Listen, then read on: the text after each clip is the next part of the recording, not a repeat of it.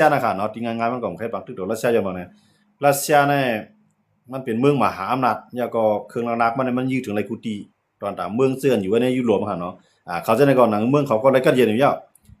หนังคือปังตึกน่ะเต็มถึงเขาในเขาก็อยู่ด้านหลังปันยูเครนในจอยแถมยูเครนครับเนาะที่เขาจอยแถมยูเครนในก็ย้อนบ่ยูเครนเนี่ยเป็นนาคู่เป็นคู่พักดูของยุโรปเนาะเพราะว่ายูเครนไกวกันในก็รัสเซียก็ได้ยึดกว่าทางหลายๆเมืองก็ได้จังลามถึงยุโรปเนาะเหมือนเจ้าหนังเมื่อปานสหภาพโซเวียตในเมื่อปานสหภาพโซเวียตในมันยึดยุโรปหลายๆเมืองนั่นครับเนาะอังที่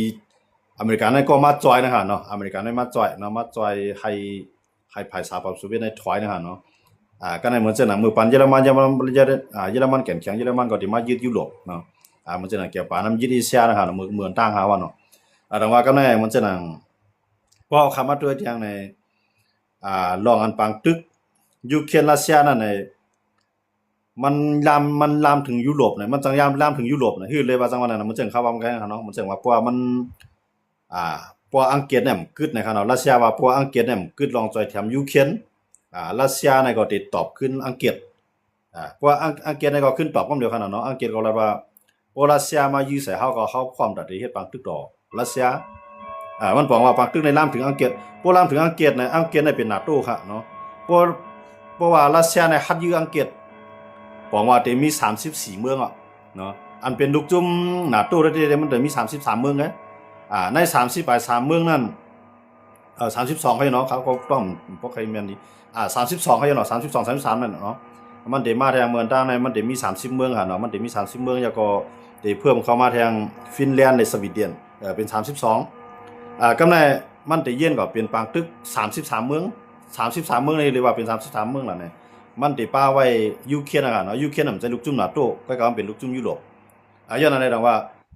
เพราะว่ารัสเซียคิงปูตินเนี่ยฮัดยื้อใส่อังกฤษเนี่ยเขาได้หันปางตึกใหญ่อ่ะเนาะเพราะมันเหมือนอันที่ปูตินหลอกไว้นะครับเนาะเพราะยื้อใส่อังกฤษเนี่ยอันเป็นโปแลนด์เขาฟินแลนด์เขาหลายๆเมืองค่ะเนาะฮังการีเขาเนาะหลายๆเมืองจังได๋ที่โคมันได้จอยอังกฤษเนาะย้อนเบื่อในพวกรัสเซียยื้อใส่อังกฤษด้านในบอกว่ามันยาข้อหมาย5เนาะเฮาว่ามาตรา5นะข้อหมาย5ในข้อหมาย5นั้นมันมีข้อตกลงว่าจังล่ะในNATOเขาได้มีหมาย4หมาย5เพราะหมาย4เพราะว่าเมืองไหลญาปังเพื่อไหลเมืองว่าเมืองไหลถูกต่างเมืองยื้อใส่อันเป็นลูกจุ่ม NATO เขานั้นกันเนาะใน32เมืองนั้นเขาได้ใจหมาย4ต่างนะข้อหมาย4นั้นมีข้อตกลงไว้ว่าที่ไหลห้องย้อนตั้งจ่อยแถมแห่งศึกที่ไหลเอาเข้ามาอุบใน NATO ในข้อที่4เนี่ยเอาเข้ามาอุบกันก่อนว่ามีเมืองหลายๆพร้อมตัดได้ใจข้อที่5เพราะว่าไฮไลท์ใจกันว่าใจข้อที่5เนี่ยว่าถึงข้อที่5มาเนี่ยหมาย5มานะครับเนาะข้อหมาย5มานั่นเนี่ยมันได้พร้อมกันตึกกูเมืองอ่ะเนาะตึกใส่เมืองอะไรก็เหมือนแต่ว่าตึกใส่เขาทั้ง32เมืองอ่ะมัน32เมืองนะครับไปนับว่ายูเครนมันตึกไว้อยู่ขนาดเนาะเพราะว่า32เมืองเข้ามาเนี่ยเยี่ยนเป็นปางตึก33เมืองโหดรัสเซียเมืองเดียวก็ในเหมือนเช่นอิหร่านนู้มื้อเดียวในก็อิหร่านในก็ญาเวียงไว้กูภายเขาเนาะก็ในเหมือนเช่นเครูเพราะว่าเขเข้ามาในแน่นอนมันได้ยินเป็นบางตึกลุงภาพประกำ3เพราะว่าเข็มเข้ามามันก็ได้ไปเปลี่ยนก็ในพวกรัสเซียยื้อใส่เหมือนเช่นยื้อใส่อังกฤษนะครับว่าเนาะเพราะว่ายื้อใส่อังกฤษเนี่ยมันญาNATOพวกญาNATOเนี่ยรัสเซียเนี่ยพวกเอาแฮงซึกว่าเอาขีปนาวุธต่อสู้มันปีเลยNATOกำในรัสเซียเนี่ยที่เลือกเส้นทางรัสเซียมีปักเปิงรัสเซียเขามีไว้ว่าเพราะว่าญาเมืองหลายแหลบที่เป็นเพดอกเฮาอยากลองเพจำตัวอันที่มาถึงเมืองรัสเซียนั้นรัสเซียใช้นิวเคลียร์หลายกำซื้อเนี่ยอันนั้นซ้ำเป็นตอนตาที่รัสเซียได้ใจตื้อเลยแกะเคตัวเก่าเนาะก็น่ะเพราะว่ารัสเซียใช้นิวเคลียร์ต่างเนี่ยฝรั่งเศสอังกฤษอเมริกันนิวเคลียร์กูลูกๆที่เขามีไว้ในกำมือเขานั้นได้ปุ้งใส่เมืองรัสเซียกำซื้อสังว่ารัสเซียยื่นนิวเคลียร์ออกมาเนาะบ่มยื่นนิวเคลียร์รัสเซียก็มีวันตัดได้ปีได้เขาใช่ไหมเนาะตอนนั้นตึกยูเครนก็ยังไรก็ย้อนตั้งใจแถมเกาหลีเหนือครับเนาะก็ในพวกมันยาทาง30ไป3เมืองป่าทางยูเครนเนี่ยพวกมันยาสิแนวเนี่ยเกี่ยวป่าในตึงได้เจาะเขากำแล้วย้อนเบ่เกี่ยวป่าในตั้งรัสเซียเนี่ยเป็นผู้เขียนกันอยู่เนาะย้อนนั้นก็ในปางตึกเนี่ยมันได้ยินเป็นปางตึกลุงภาพประกำ3ปางตึกลุงภาพประกำ3เนี่ย ราะว่าไผมันใจนิวเคลียร์ก็ในหน้าตู้น่ะสิเป็นไผเป้กว่าเพราะใจนิวเคลียร์ก็บอกว่ายุโรปเขาก็ได้ยากกินพ้องนาโตก็ได้ยากกินพ้องก้อยการรัสเซียน่ะติเหลียวพ้องเอาเต็มเดือซ้ำในกำพาในตอนตะรัสเซียนะเพราะว่ามันมังต่างกันเนาะยันบ่อเมริกานั้นมันมีนิวเคลียร์หาเหียงลูกนะหาเหียงปลายคั่นเนาะมันจะว่าได้ยุคในเมืองอเมริกาในกว่าอยู่ใส่เมืองรัสเซียครับมันเอาเดียวกับตั้งไว้ปันเมืองโออีหลีของมันหลายๆเมืองนะเหมือนเจ้าหนังรัสเซียเหมือนตั้งยามเอากับตั้งไว้ในคิวบาคั่นเนาะยาก็กับตั้งไว้ในปีละรุดเอานิวเคลียร์ของรัสเซียกับตั้งไว้คั่นเนาะกำในอเมริกาในก็เดียวมาตั้งไว้ในเมืองเยอรมันเนี่ยเอามากำแถมปันอังกฤษเขาทางเนี่ยเอามากำแถมปันฝรั่งเศสเขาเนี่ยเอามาปันโออีหลีอันเดไรนิวเคลียร์ตั้งมันนี่ก็สิเป็นว่ารัสเซียยีกับเฮาเนาะอเมริกันก็สิเอานิวเคลียร์นั้นถึมใส่รัสเซียก่อนแล้วก็เอานิวเคลียร์ที่มันมีนั้นมาส่งไว้ในเมืองเกียนจำรัสเซียนั้นเหมือนเช่นหนังโปแลนด์เขาสวีเดนเขาฟินแลนด์เขาเนาะหลายๆเมืองคั่นเนาะเขาจะได้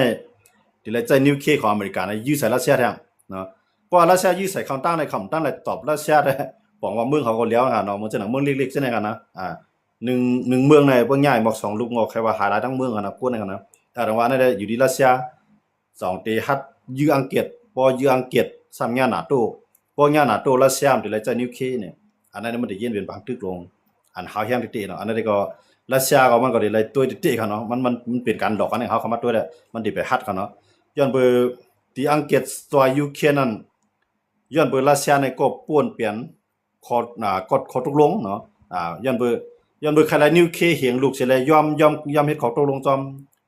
อมยูเครนนะครับเนาะเฮาเต็มเฮ็ดสังนังสูสังว่าเพิ่นมาให้สังที่ยูเครนรัสเซียที่จอยเก็บขี้บันยุโรปเขาเหมือนเช่นหนังอเมริกันเขาในอังกฤษเขาในฝรั่งเศสเขาในเขาซึ่งก็พร้อมที่จอยเนาะมันในนั้นมันปาไว้ขี้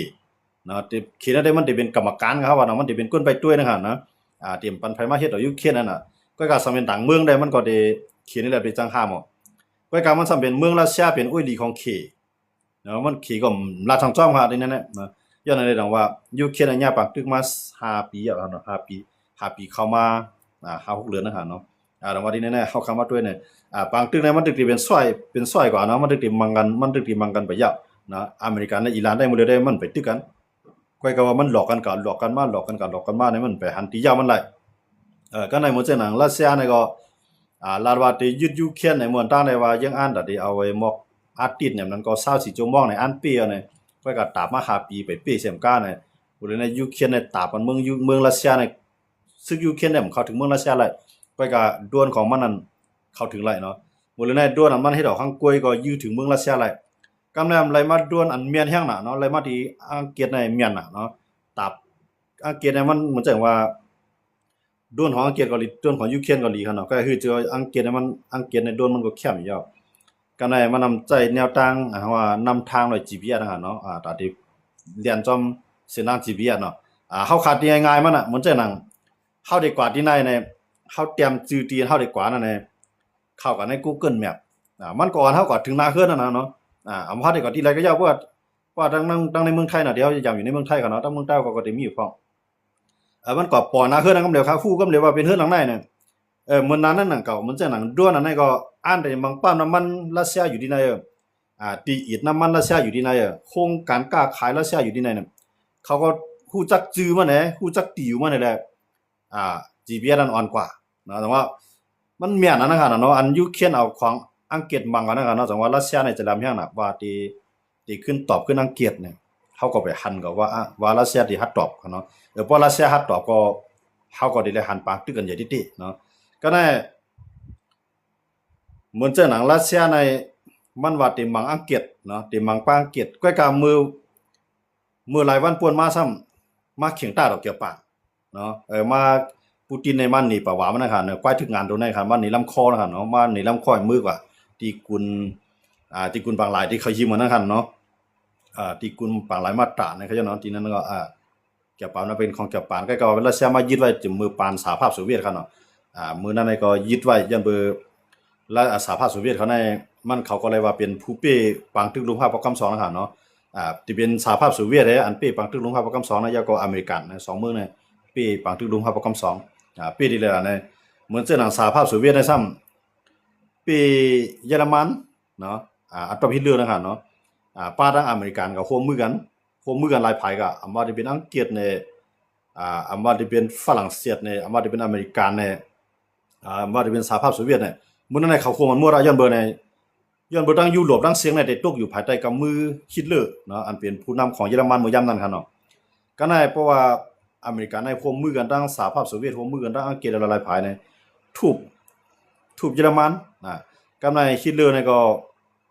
มันก็ซุ่มแฮงซึ่งน้ำหน้าลายก็ซุ่มบางตึกมานะครับเนาะมันก็เลยมาฆ่าตัวเก่าตายฆ่าตัวตายนะครับเนาะฆ่าตัวตายก็ยื้อกวนในเฮือนตายหมดลูกหลานน้าเมียในยื้อตายหมดครับเนาะก็ได้ก็ซุ่มปางตึกในมันซุ่มปางตึกลุงภาพประกำสอนอันนั้นได้มันสิเป็นอังกฤษอังกฤษเลยทั้งฝรั่งเศสแล้วก็อเมริกันแล้วก็สหภาพโซเวียตเนี่ยเขามาห่มหมดมังเยอรมันยันบ่เยอรมันอันยุโรปกันเนาะก็ในอเมริกันผียังศึกต่างๆมามังเกี่ยวปานยันเบอเกี่ยวปานในอันยึดในกุนิเซียมื้อยามนั้นกันเนาะยันอะไรดังว่ากำในเฮ็ดให้สหภาพโซเวียตนั้นปีปังตึกเยอรมันกำในอเมริกันในมาปีปังตึก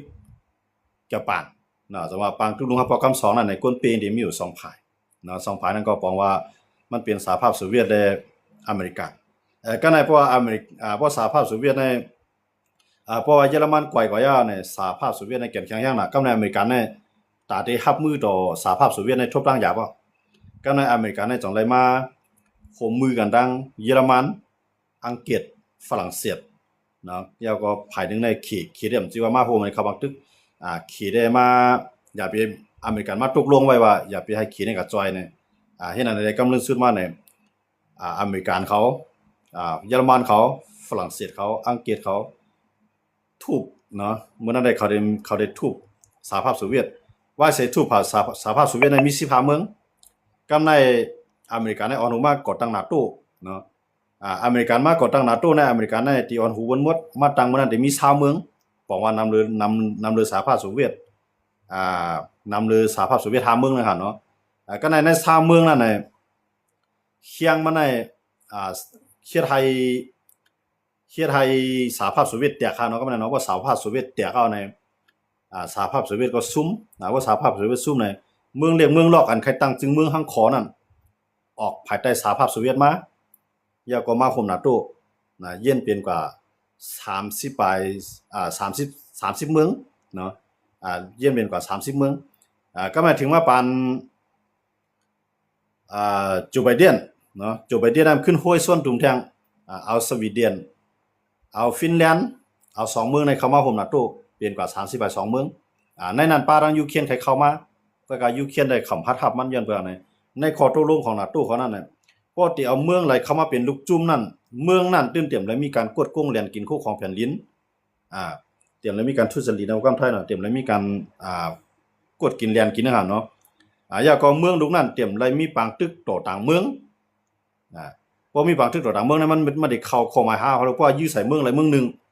ใน30ไป2เมืองน่ะที่ได้คมมั้งเนี่ยไล่เสียอะไรยูเครนตึกมังกันเนาะแต่ว่ายูเครนในใครเข้าบางตึกหลังก็มันจังเข้าว่า NATO เขายอมรับเขาได้ใน32เมืองได้เป็นเสียงเดียวหมดเดี๋ยวมีกฎสารคัดต้องก็สิจังเข้าไรเขาเนาะเพราะยังมีกวนสารคัดอยู่ในอำไปจังเข้าไรก็ในมันได้เมืองด้านมันได้มีฮังการีแล้วก็มีตุรกีเนาะมีหลายๆเมืองอยู่อันสารคัดอย่าให้ยูเครนในเข้า NATO ย้อนเมื่อเขาจะในมันจะตุรกีนั้นลุกจุ่ม NATO ในสิตาก็มันให้ก็รัสเซียอยู่ก็ในมันจะฮังการีในเมืองด้านในก็เฮ็ดก็รัสเซียปัญหารัสเซียอยู่ว่าสิเขาเลือกตั้งให้ได้ประธานาธิบดีก็เก่านั้นซุ่มกว่าในฮังการีนั้นก็ถอยออกรัสเซียทั้งเสียเลยมาคุมยุโรปมาคุม NATO เปลี่ยนปึกแผ่นครับเนาะแต่ว่าเฮ็ดอันไหนก็ในเปลี่ยนกว่า32เมืองในยูเครนก็จังเข้าว่ายูเครนจังเข้าในว่าเขาขับยูเครนในเขาได้มาจอยเขาได้แล้วแฮงซื้อเขา32เมืองนั้นมาจอยยูเครนกำสิได้เย็นเป็นบางทึกลงครับบอกคำ3กว่ากำเดียวย้อนอะไรตรงว่าอเมริกันก็โดนทำกันว่าในครา20ปีในยูเครนเนี่ยดูรัดคือได้เข้า NATO ยะอเมริกันเนี่ยโดนทำแล้วยังให้ยูเครนในซุ่มแผ่นดินกับเมืองต่างเขาเนาะเฮ้ก็ยาวในภายในมือสูในสุปืนมัวว่าซุ่มเฮียงซุ่มจังเฮ็ดสังต่อรัสเซียหลายว่าสุยอมซุ่มไม่ละบางทึกลงได้กึดก็แผ่นดินสู่5เมืองนั้นเอาปันรัสเซียกว่าเฮกำในยูเครน NATO ก็ในครั้ง20ปีเนี่ยเต็มเลยลัดคือได้เข้า NATO ในตัวนู้นทำเตียกค่ะเนาะใ ให้ซุ่มแผ่นดินเสียมก้าให้อย่าปีรัดขึ้นเข้าหน้าตู้เรียงอันนี้ตัวนู้นทำรัดไว้ค่ะเนาะเหมือนตั้งค่ะเนาะเถียงกันนั่นถือตั้งประธานาธิบดีเซเลนสกี้ค่ะเนาะก็เมื่อนั้นเซเลนสกี้ก็เถียงนาวิตาการค่ะเนาะใจลำเหมือนกันครับก็การกำลังซูมาสิเซเลนสกี้ก็ขึ้นวันขึ้นเนาะขึ้นวันขึ้นตัวนู้นทำขึ้นก็ในวันมื้อนั้นวันมื้อนั้นประธานาธิบดีโดนัลด์ทรัมป์นั้นขึ้นยองอ้ามเซเลนสกี้ขึ้นกันเนาะยันเบิ่มันรัดว่าในมือสุในสุพายสุมีนั่นสุปืดบ่เรามันมีสังแทงอ่ะบ่สุตึกนี่ก็สุเดียมเลยสังอ่ะยอมซุ่มแผ่นดินสุในแล้วกึดปังตึกกะลาเนี่ยมื้อนั้นยูเครนเนี่ยอำปันแผ่นดินอำปันแผ่นดินที่รัสเซียมันก็ยูเครนก็รัดเตี้ยว่ากันเนาะก้อยกะก่อนที่อุบลองกึดตึกกันเป็นทางการให้เปลี่ยนปังตึกอันกึดกับข้าวยาวนั้นให้มีศึกยุโรปเขาเข้ามาเอาห่มร่มรัสเซียสังว่าเตรียมอะไรมีเมืองไหลเข้ามายูเครนได้ต่อให้มันซุ่มแผ่นดินก็เพราะมันเฮ็ดจ้อมหนังตุนบ่ให้จ้อมหนังตุนทำหั่นเนาะตุนทำได้แล้วว่าสุเตรียมเลือสังเมียวแผ่นดินสุนั้นมื้อได้บ่สู้ซุ่มบันยูเครนเอาบางตึกในกึดกว่าย่าลองห่มร่วมยูเครนนั้นเฮาได้จ่อยอเมริกันว่าว่าจังได๋ก้อยกามันมีข้อตกลงนั่นค่ะเนาะมีข้อตกลงในข้อลงลายมือกันในอันเป็นตัวลีกนั่นค่ะเนาะกับในเซเลนสกี้ก็ได้ว่าปอเตให้เฮายอมซุ่มแผ่นดินเลยไปมีคอมันแกนว่ามีศึกยุโรปเข้ามาในห่ำจังยอมผมจังยอมก็ไม่ตุนูทำก่อนปอใส่ในเซเลนสกี้ลืบเซเลนสกี้มือกว่าเนาะมื้อนั้นเนาะทั้งว่าก้อยกับว่ามันได้ขึ้นลีนขึ้นเนาะขึ้นดีขึ้นก็ตุนูทำในยองอ้ามสูในเป็นคนแก้แค้นห่ำทางสุดีรอดมาหลายถึงวันมื้อนั้นตุนูทำกันเนาะมันว่าทางเซเลนสกี้กันเนาะเซเลนสกี้ในก็เลยว่ารอดมาในครั้ง4ปี5ปีเข้ามาอย่างนั้นเนาะทั้งว่าตอนในบางตึกนั้นมันได้ล่ามกว่ามื้อนั้นมันจังรัสเซียก็ยื้อเข้ามาในโปแลนด์ในหลายปอกค่ะเนาะมันปล่อยโดนไม้ก็มันย่าใส่ก้นโปแลนด์ก็ประมาณในการหาปุ๊บเนี่ยมันได้มีขีปนาวุธนั่นเนาะมันจะนั่งเข้ากับเฮเวียดโดนของรัสเซียเนี่ยก็สังว่ารัสเซียในตั้งใจยื้อใส่เมืองจังได๋มันก็ได้เปลี่ยนปังตึกหน้าตู้คำซื้อหน้าตู้ในรัสเซียเมื่อกูปองในสหภาพโซเวียต15เมืองในแก่นแข็งน่ะก็ยังอำเปไรหน้าตู้เนาะก็ในหน้าตู้ซ้ำแก่นแข็งหรือสหภาพโซแก่นแข็งหรือรัสเซียติๆนะคะเนาะว่าซื่อๆเงาะแก่นแข็งหรือรัสเซียติๆก็ในสังสิว่ามังกันมาติๆเนี่ยเพราะว่าเอานิวเคลียร์บวดกันได้รัสเซียเนี่ยเหลียวเป็นเหลียวค่ะเนาะก็กับพอใจนิวเคลียร์เนี่ยได้ก็หลายๆเมืองก็ติเหลียวย้อนบ่รัสเซียก็กับรัสเซียเนี่ยก็ติหายออกกำผาเนี่ยกว่านะสังว่ายันหน้าปังตึกนิวเคลียร์กันเนาะนั่นแหละทางได้รัสเซียก็เตรียมฮัดใจเนาะว่ามันเป็นปังตึกหน้าตู้ขึ้นมาได้รัสเซียเนี่ยเหลียวติยอมซุ่มปังตึกกว่าเพราะมันลามถึงหน้าตู้ค่ะเนาะ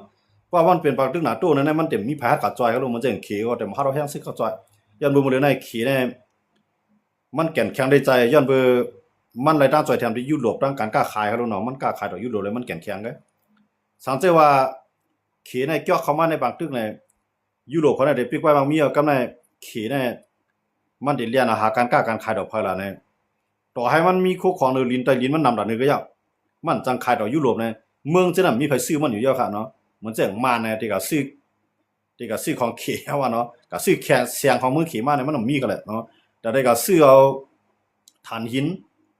นี่ถ้าได้ของเมืองเขมาเนี่ยก็บ่เปลี่ยนอะไรเนี่ยว่ามันผ่านเอาแหละเนาะเหมือนจังนั้นลาวเขากัมพูชาเขาจังได๋จังละคือย้อนนั่นได้ดอกว่า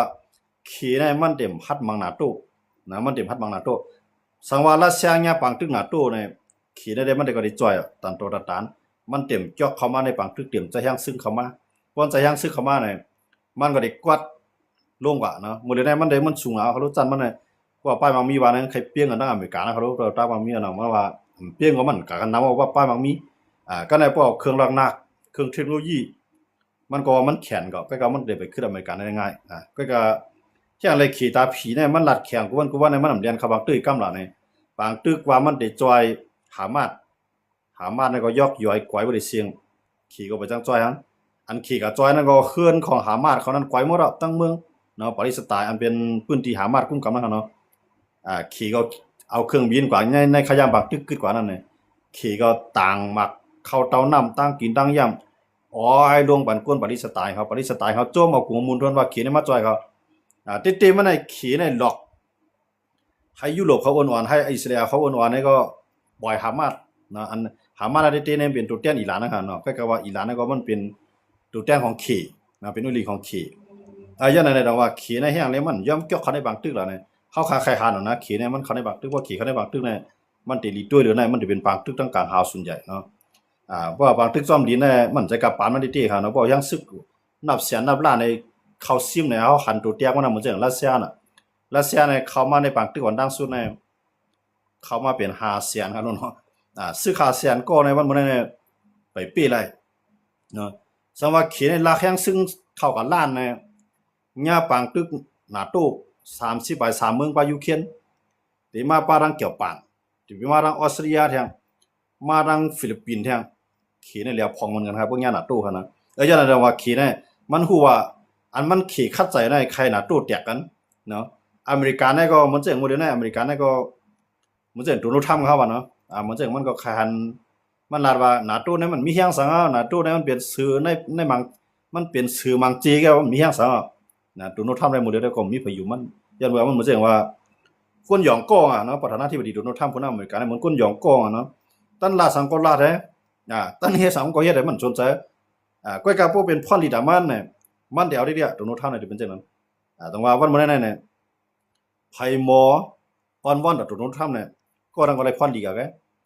เหมือนจังนั้นตั้งเกาหลีใต้ได้อเมริกันเนี่ยมันมีข้อตกลงครับเนาะสหภาพโซเวียตในปันแห่งเกาหลีเหนือมื้อยามนั้นก็เฮาว่าเนาะตั้งเขเอาเกาหลีเหนือมื้อจาเนี่ยเขาได้อ่านซิมนั่นน่ะเนาะเกาหลีใต้เนี่ยอ่านได้ซิมทั้งหมดอเมริกันในปันแห่งเกาหลีใต้ก้อยกับกำลังซื้อมาเนี่ยยันกันไว้อันเป็นไผเกาหลีเหนือก็ปีได้เกาหลีใต้เป็นไผเกาหลีใต้ก็ปีได้เกาหลีเหนือกำลังมาเลยตัดเมืองเขาเนี่ยเป็นกว่า2จึงเมืองนะภายนึงในอันอยู่ภายสหภาพโซเวียตได้ขี่นี่ก็เยี่ยมเป็นกว่าเกาหลีเหนืออันอยู่ภายอเมริกันเขานี่ก็เยี่ยมเป็นกว่าเกาหลีใต้ก็ในก็มังกันมาได้เดียวเนาะปางตึกเกาหลีใต้เกาหลีเหนือเนี่ยมันยาวฮะเนี่ยมันไปยาวฮะมันเป็นปางตึกกันกึดตึกกันให้เขาเนี่ยเขาตึกกึดตึกกันก็ว่ากึดตึกกันมาในคือของหลายปีอ่ะก็ในฮะมันโดนัลด์ทรัมป์ให้สิ่งละเนี่ยโดนัลด์ทรัมป์เนี่ยตั้งเกาหลีใต้ตั้งอเมริกันเนี่ยเขาพึกซึคมกันนะฮะเนาะพึกซึวันกูปีก็ในโดนัลด์ทรัมป์ว่าถ้าพึกซึคมมันตั้งเกาหลีใต้เนี่ยมันมีพรเดียงสูงเงินหลายก็ในว่าโดนัลด์ทรัมป์ว่าเกาหลีใต้เนาะก็ในเขาเกาหลีใต้เนาะก็ในเขาตั้งเกาหลีเหนือในจำใจกันแล้วเนี่ยว่าเนี่ยตัวเขาได้ป้ายบนโดนัลด์ทรัมป์เนี่ยมันเหมือนก้นหยองก้อเนาะก็ก็มันเป็นประธานาธิบดีค่ะเนาะที่ว่ามันหยองก็ก็ก็มันว่าตั้งเกาหลีเหนือเลยตั้งเข้าในติดจำใจกันเนาะลองเกาหลีใต้เนี่ยเฮาได้ลวดลองคมกันพึกดึกพึกกันซึกกันนั่นเนาะได้ลวดตัวเนี่ยก็ในเกาหลีใต้นี่ก็พอใจในอเมริกันครับโมเดลครับเนาะในหลายบ้านมานี่ก็เป็นปัญหากันก็ในเกาหลีใต้ว่าการซึกอันอยู่ไว้ภายใต้อุปเปิงของอเมริกันนั้นให้ค่ายอำนาจมาไว้ที่ดงปองซึ่งเกาหลีใต้นะเกาหลีใต้ในย้อนที่ไหนครับเนาะโมเดลนะครับเนาะเขาได้อุปในสภาย้อนว่าในคำมั่นใจในอเมริกันนะครับน่ะย้อนว่าอเมริกันในเราว่าบริเวณตั้งเปียงยางให้ตั้งเข้าในจำว่าเปียงยางในหมายถึงเมืองหลวงของเกาหลีเหนือค่ะเนาะตั้งเปียงยางตั้งคิมจองอึนให้เฮาจำใจกันเนาะเฮาเตลวดลองพึกซึกเกาหลีใต้แต่ว่าเกาหลีใต้ก็บ่ไว้ใจเนื้ออเมริกันก็ในตัวโน้ตทำมันผิดใจทางล่ะที่ว่ามันไว้ที่ว่ามันใครจอยเกาหลีใต้นั่นเนี่ยมันผิดใจที่ว่ามือเตปืดปังหลายข้อมูลนั่นค่ะเนาะมันย้อนตั้งจอยแถมมาเกาหลีใต้เกี่ยวป่าในออสเตรียอันอยู่ในเอเชียเนี่ยเนาะกว่าจอยกันห้ามเอาแห้งซึกคือตึกในขนาดเนาะกว่ากันไว้ปางหลายที่ปางหลายข้อมูลอย่าไปให้อิหร่านได้ยื้อใส่ไล่ก็มีเมืองหลายกว่านะฮะเนาะเกาหลีเหนือก็เกาหลีใต้ก็มกว่าเกี่ยวปานก็มกว่าออสเตรียก็มกว่าจังหวัดโดนัลด์ทรัมป์เนี่ยพอใจดีนะตอนนั้นในเฮาในจอยเมืองสูงมาในปียาวเข้าหึงในผมรวมเมืองสูงวันนั้นวันมื้อในเฮาจะว่าให้มาจอยอเมริกันก็ให้มาจอยเซียนตั้งเรียนเฮือที่ปางหลายข้อมูลอันอิหร่านมาปีกไว้ในสูงมาเนี่ยโดนัลด์ทรัมป์ว่าเนาะมันก็ใจลำดังเด็กมื้อนั้นมาค่ะเนาะออสเตรียมันใจลำหมดมันเป็นว่าดีมันอังกฤษก็มันละเนาะฝรั่งเศสมันก็ละออสเตรียเกี่ยวปานเกาหลีใต้ญาหมดค่ะเนาะอเมริกันเนี่ยโดนัลด์ทรัมป์ละเขาหมดค่ะเนาะย้อนนั้นเลยว่าโดนัลด์ทรัมป์เนี่ยมันก็เหมือนก้นหยองก็ไปก็ล้ำใจจังไรเนาะมันพอมันใครบังมาเนี่ยก็วันดีขึ้นดีมันลุกขึ้นกับปล่อยย่างซึกอ่ะบังวันดีขึ้นดีมันใครกึดเอาไหนก็มันปืนเผาก็เหลียวมาไหนปืนก็กึดจ้อมันก็จังนั้นเด้เนาะย้อนนั้นเลยว่าอันไหนเฮาขามาด้วยเนี่ยเงาลายอันดีดังอันโดนัลด์ทรัมป์ลาดว่าติมาจำใจกันดังเกาหลีเหนือแล้วก็ ตีมาคบทบเกาหลีเหนือในทางเนาะอันนั้นได้อยู่ดีว่าคิมจองอึนจองตีตอบรับนะพวกคิมจองอึนผิดบอกอันที่โดนัลด์ทรัมป์ไขมานั่นก็ตีงานแท้เนาะมีประธานาธิบดีอเมริกันก็อะไรครับที่มาทบคิมจองอึนเขาเนาะมีโดนัลด์ทรัมป์เนี่ยเหมือนตั้งเหมือนเปลี่ยนปอกกันตั้ง5 ปีป่นมานั่นก็เมื่อ5 ปีป่นมาที่มันเลยเปลี่ยนนะครับเนาะมันก็มาทบคิมจองอึนนะยาก็ตั้งผู้นำเกาหลีใต้ว่าสิสองเมืองไหนหรือจำใจกันขึ้นนะมาจุงมือคิมจองอึนนะมาจุงมือผู้นำเกาหลีใต้มายืมมือกันข้ามเหรียญดินจู้กันอันนี้โดนัลด์ทรัมป์วางแผนเหมือนกันเนาะเกาหลีในเพราะว่าเขาเป็นอันเดียวในคำเป็นคอมมิวนิสต์เนาะเขาเป็นดิโมคราซีหมดในเกาหลีเหนือในแก่นแข็งแห้งน่ะเอาเกาหลีในแก่นแข็งแห้งน่ะก็เกาหลีเหนือในมันยอมเนาะเกาหลีใต้ได้เฮาหลูคงจื้อจาดกันเมืองเฮาเนี่ยหลูขึ้นใหญ่ลองปกป้องเกาหลีเหนือนั่นเกาหลีใต้ได้เข้าใจเต็มที่ที่ผมร่วมจอยกันก็เกาหลีเหนือเนี่ยเฮามีสังก็ยาวเฮาหลูมีนิวเคลียร์วันมื้อนั้นมันมีไผปวดนิวเคลียร์ของเกาหลีเหนือไรครับเนาะเหมือนดังแน่มันได้มีอเมริกันได้มีเกี่ยวปานได้มีเกาหลีใต้ได้มียุโรปเนาะอันปวดนิวเคลียร์ของเกาหลีเหนือน่ะมันดังเนาะเพราะเกาหลีเหนือน่ะยอมต่อให้เฮามีสังก็อยากเข้าถึงแล้วมีนิวเคลียร์เนี่ย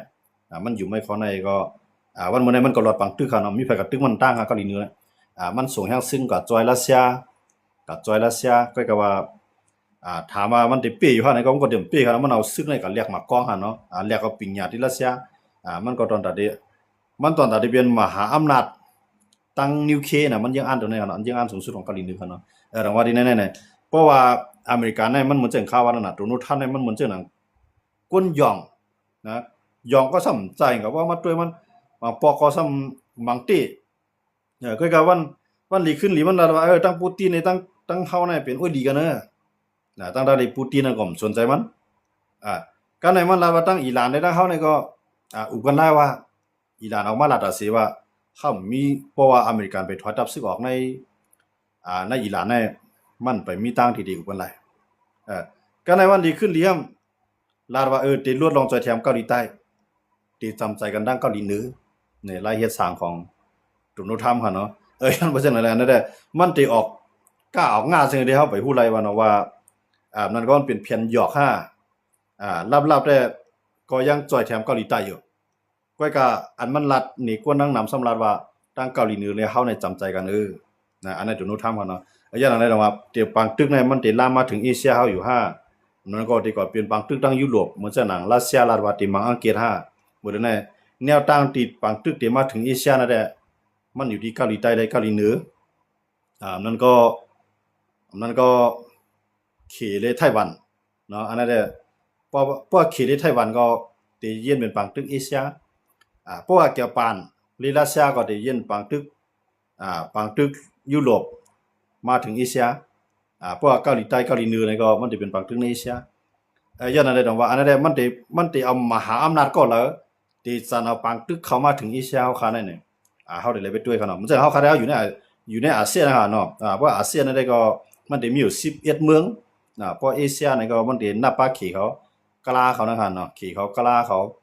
ออสเตรียเขาเกี่ยวปานเกาหลีใต้เนาะเขาจะได้เป็นมหาอำนาจในกลุ่มเอเชียเพราะในอาเซียนเฮาคานเป็นมหาอำนาจในอาเซียนซ้ำมีเพิ่นล่ะในมันก็ได้มีอินโดนีเซียเนาะอันใหญ่หรือเปิ้นนะครับเนาะนั่นได้เฮาคาได้ด้วยจังว่าปังตึกมันติปอที่แล้วครับเนาะอันนั้นก็ติเป็นรัสเซียเลยเกี่ยวปานเกาหลีเหนือนั่นได้เลยไปด้วยครับเนาะก็เพราะมันกับปอที่ยุโรปมันก็ได้เป็นอังกฤษหรือรัสเซียเพราะอย่างอังกฤษหรือรัสเซียก็ได้เย็นเป็นปังตึกหนาตู้เพราะปังตึกหนาตู้ในรัสเซียได้เลยใจนิวเคลียร์แก่คิดดูก็ได้เย็นปังตึกนิวเคลียร์ล่างกำพากว่าเนาะที่เป็นจริงมากมันได้ก็เฮาอยู่ดีเฮาเอาข้าวยามน่ะสิได้ไปด้วยกว่าตั้งหน้าครับเนาะที่เป็นจริงมากเนี่ยวันมื้อนี้ก็ค่ำคืนนี้ก็เฮาเข้ามาพบทุบยากัน